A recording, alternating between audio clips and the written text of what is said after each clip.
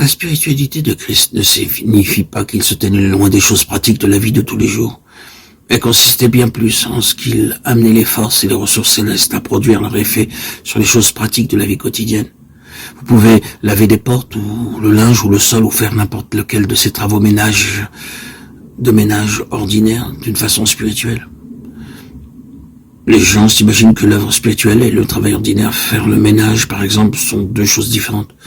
Ils parlent de l'œuvre spirituelle et de l'autre travail. En réalité, vous pouvez faire intervenir les ressources célestes dans n'importe quelle activité légitime et ce faisant rendre un vrai témoignage. La plupart des gens n'ont jamais l'occasion de puiser dans les ressources célestes pour exercer un ministère de prédication.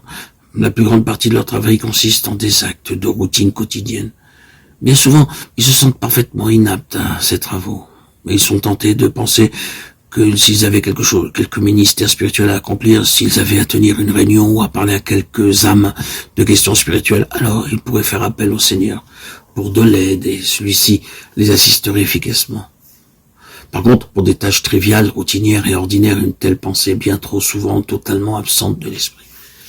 Exactement, les mêmes ressources doivent être utilisées pour le travail ordinaire autant que pour l'œuvre dite spirituelle. Tout doit se faire sur une base spirituelle et par là servir de témoignage. Pour venir à bout du labeur ordinaire d'une journée, il faut bien souvent plus que les simples ressources humaines. La spiritualité consiste à faire tout comme dérivé du ciel. Soyons prudents en traçant une ligne de démarcation, de peur de dissocier le spirituel du reste. Si nous comprenons que les choses vécues durant notre passage ici-bas n'ont rien d'accidentel ou de général, mais au contraire sont très spécifiques et déterminées, que nous sommes dans le droit fil d'un dessein éternel et que nous sommes appelés selon son dessein, alors cela représente pour nous une source considérable de force. Où que nous soyons, pourvu que nous y soyons, après avoir soumis nos vies totalement au Seigneur, et nous être assurés de nous trouver absolument dans sa volonté. Nous n'avons pas compté les jours et à attendre que le temps passe, mais à nous souvenir que nous sommes à cet endroit en rapport avec un dessein.